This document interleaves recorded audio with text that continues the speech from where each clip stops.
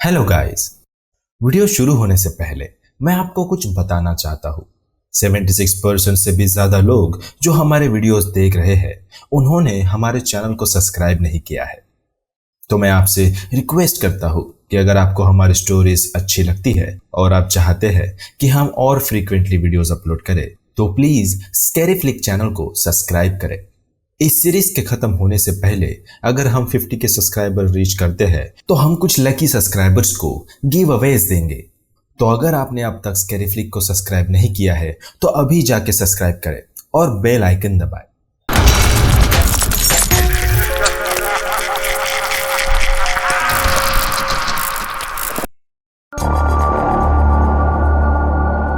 Inspector ने मुझे और श्रेय को घर भेज दिया और सारी रात के लिए हमें सिक्योरिटी दी गई। उस रात हमें नींद नहीं आई।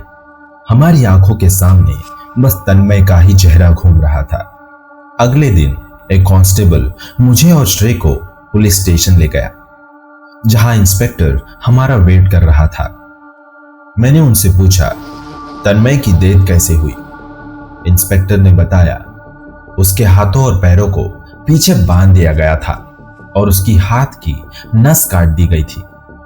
ज्यादा खून बह जाने की वजह से उसकी मौत हो गई। वो उस गार्डन में कुछ 2-3 घंटे से था जब हमने उसे ढूंढा। अगर हम कुछ समय पहले वहां पहुंचते तो शायद उसकी जान बच सकती थी। ये सब मेरी गलती है। अगर मैंने उस फोन कॉल को सीरियसली लिया होता तो शायद आज तक मैं जिंदा होता, मैंने रोते हुए कहा। और उस फोन नंबर का क्या हुआ? आप लोगों को उसकी कॉलर आईडी मिली? श्रेय ने इंटरप्ट करते हुए कहा। अफसोस दोनों नंबर्स एक ही आदमी के नाम से रजिस्टर्ड है जिसकी कुछ 2-3 महीने पहले ही मौत हो गई थी। मैं अपनी सिक्योरिटी टीम को तुम्हारे घर से हटा रहा हूं। अगर तुम्हें कुछ भी गलत लगे या कोई इंफॉर्मेशन मिले तो मुझे इंफॉर्म करना, इंस्पेक्टर ने कहा। इस कांस्टेबल ने हमें पुलिस स्टेशन छोड़ा था। उसी कांस्टेबल के साथ हम घर की ओर जाने लगे। हम कुछ दूर ही थे अपने घर से कि श्रेय का फोन बजा।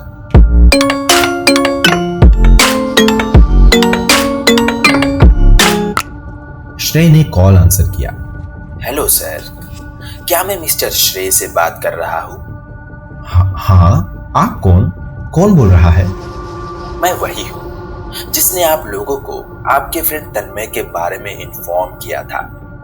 बाय द वे, काफी अच्छी रिंगटोन लगाई है आपने।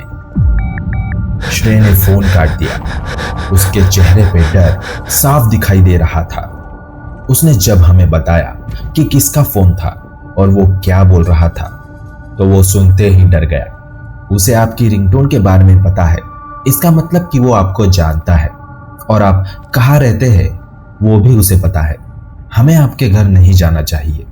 मैं आप लोगों को अभी के लिए एक होटल ले जा रहा हूं। वहां से मैं अपने सीनियर को कॉल करूंगा और फिर हम डिसाइड करेंगे कि आगे क्या करना है, कांस्टेबल ने हमसे कहा।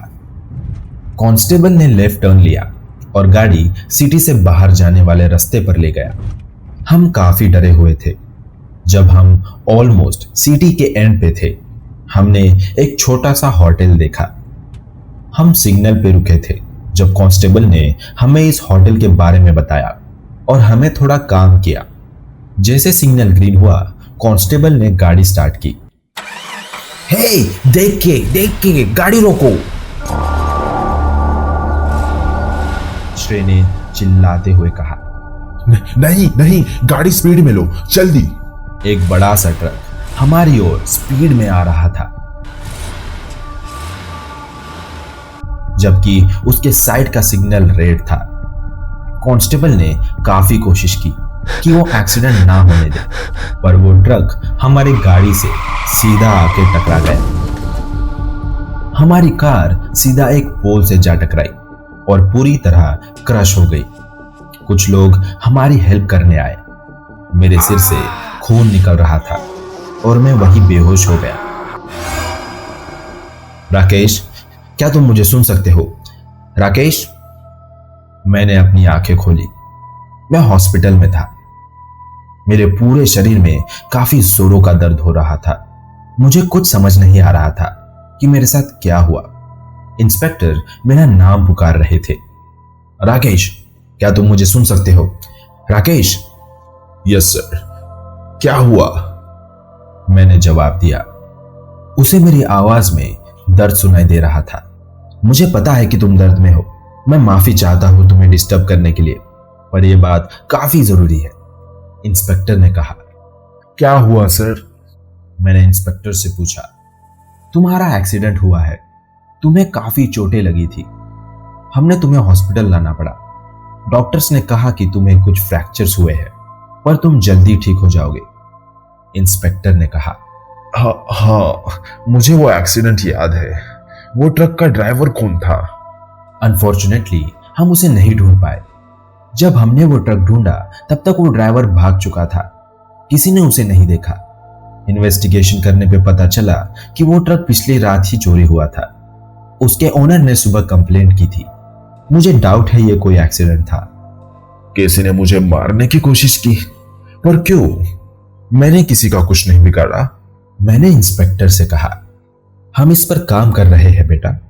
मुझे बताओ कि तुम्हें कुछ ऐसा याद है जो हमारे इन्वेस्टिगेशन को आगे बढ़ा सके और हमारी मदद हो, इंस्पेक्टर ने पूछा। I am really sorry sir, मैं बेहोश हुआ था। मुझे एक्सीडेंट के बाद कुछ भी याद नहीं। कांस्टेबल का क्या हुआ सर? और श्रेय कहाँ है? मैंने इंस्पेक्टर से पूछा।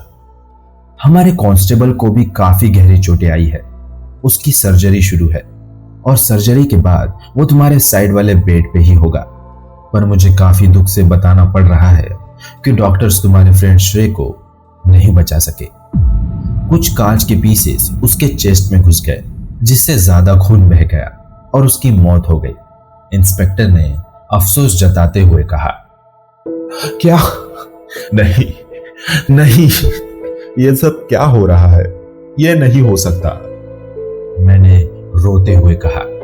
आई एम रियली सॉरी बेटा, तुम आराम करो, अब तुम यहां सेफ हो, इंस्पेक्टर ने मुझसे कहा और चले गए।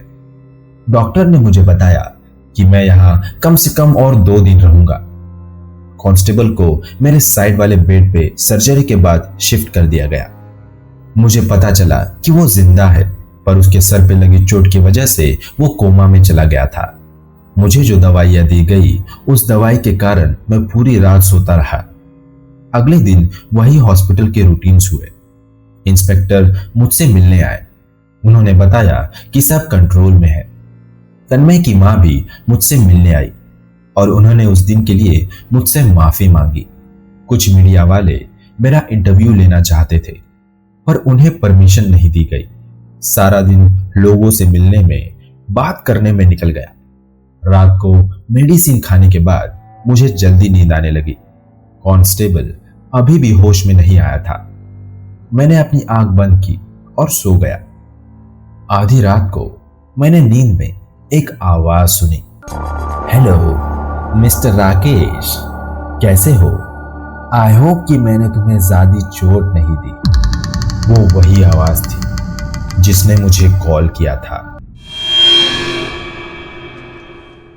यह स्टोरी सस्पेंस और थ्रिलर से भरी है और इस स्टोरी के 6 से 7 पार्ट्स हो सकते हैं। तो अगर आपको नेक्स्ट पार्ट्स जल्द से जल्द देखने हैं तो वीडियो को ज्यादा से ज्यादा लाइक करें और अपने फ्रेंड्स और फैमिली के साथ शेयर करें। अगर आपको हमारी कहानियां पसंद आई तो लाइक कीजिए, सब्सक्राइब कीजिए और हाँ, बेल आइकन दबाना मत भूलिएगा।